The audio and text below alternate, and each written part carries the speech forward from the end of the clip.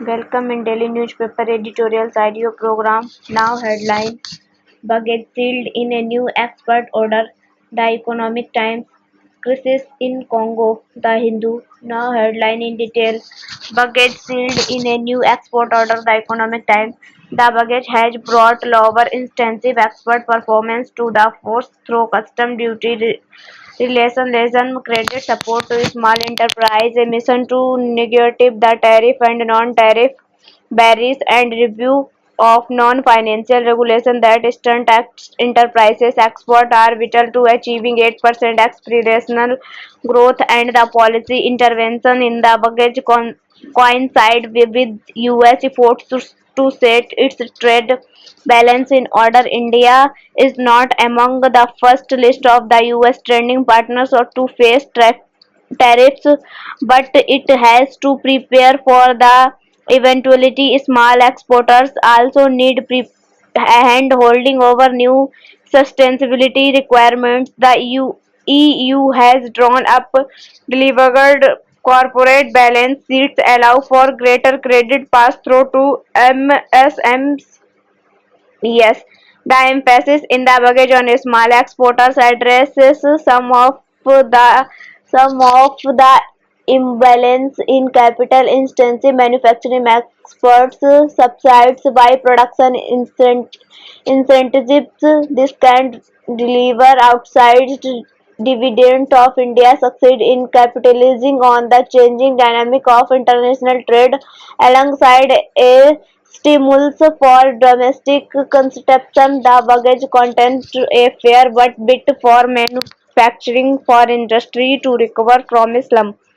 Crisis in Congo. The Hindu. For peace, the country should take this into confidence. The Democratic Republic of the Congo is stranger to civil conflict, but the latest advance made by M23, a rebel coalition capturing the mineral-rich city of Goma, is a humiliating setback for the Congolese government, which had vowed to crush the rebellion in the east. M23, which takes its name from a failed peace agreement signed between a Tutsi-led rebel group and the Congolese government on March 23, 2019, claims in it fighting to protect the rights of Congo's Tutsi ethnic minority. Congo and UN experts say neighboring Rwanda, ruled by a Tutsi-led government, is backing M23 in 2012. Shortly after it was founded, M23 seized much of Goma, but it withdrew as Rwanda came under international pressure. There was a short spell to calmness, with M23 rebels agreeing to join the Congolese army in return for state protection for the Tutsis.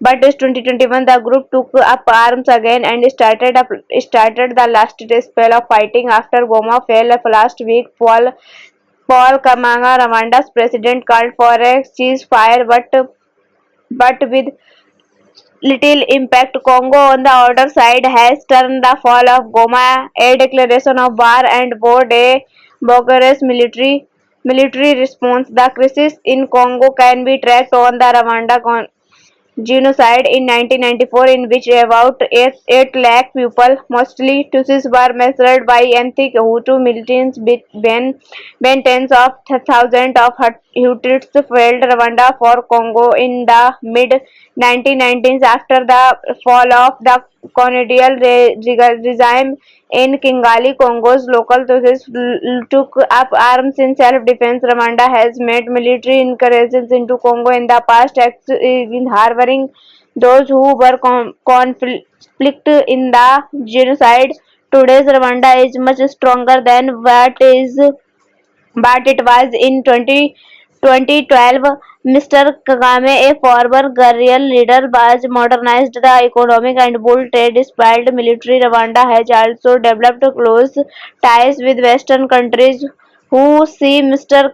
Kagame as a force of stability in a unstable region, as well as a major contributor forces to UN missions for unlike in 2012, Mr. Kagame seems to be making his moves from a position of entrance strength his time the conflict has exposed Congo's inherent vulnerabilities and Rwanda's insecurities and ambitions, but it is also a testament for the unresolved authentic anxieties of the religion 30 years after the genocide was brought to an end. The international community should push Mr. Kagame to rein in the rebels. Congo should also release that for long-term peace, it should take action against the genocide-linked groups that operate from its soil and take the Tulsi minorities for whom the memories of the measures are still fresh into confidence. Thank you.